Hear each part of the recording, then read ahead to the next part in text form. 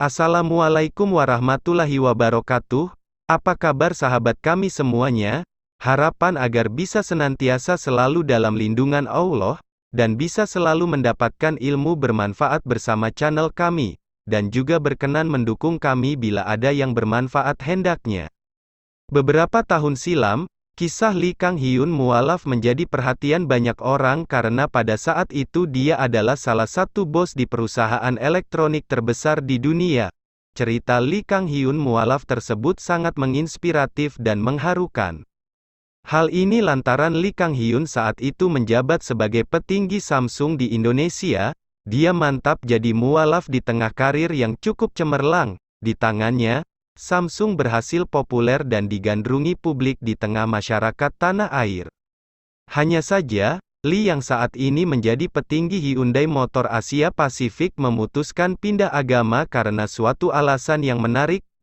Untuk mengulas sisi lain Lee Kang Hyun termasuk cerita di balik saat dia mualaf.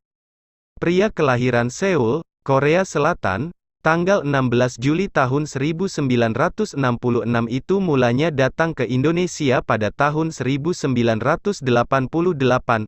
Awalnya, dia datang ke Indonesia untuk mengunjungi sahabat pena asal Indonesia, bukan sebagai pegawai Samsung. Lee dan sahabatnya itu memang kerap surat menyurat termasuk membahas mengenai agama Islam dan Indonesia. Lee tertarik dan berkunjung ke Aceh, tempat sahabatnya tinggal. Waktu itu saya belajar bahasa Indonesia di UI, Universitas Indonesia, Fakultas Sastra selama 23 hari. Zaman itu, bahasa Indonesia saya lebih bagus dibanding sekarang, katanya. Lee mengatakan kalau dia mulai mengena dan memperdalam tentang agama Islam di tanah air. Menurut Lee, agama di Indonesia sudah menjadi bagian kehidupan. Sementara di Korea, mayoritas memilih tidak beragama. Namun, hal itu tidak jadi masalah, ujarnya. Usai mengunjungi temannya di Aceh, Lee makin tertarik dengan Indonesia. Pada saat yang sama, Lee berkeinginan untuk tinggal di sana. Seiring waktu berjalan, dia mendapat kesempatan untuk berkarir di Samsung. Setelah beberapa lama bekerja, dia pun meminta supaya ditempatkan di Indonesia. Pada tahun 1993, Lee akhirnya bekerja di Samsung Indonesia, pabrik Cikarang Bekasi. Lee menyadari bahwa bekerja di Indonesia rupanya ada korelasi antara agama dengan prestasi kerja. Dia pun makin tertarik mendalami agama Islam dan belajar pada seseorang selaku mantan pejabat BNI berdarah Aceh. Tak sampai di situ, dia juga melihat bagaimana agama Islam diajarkan pada anak-anak. Lee makin terkesan ketika ibu dari temannya di Indonesia mendirikan sebuah panti asuhan.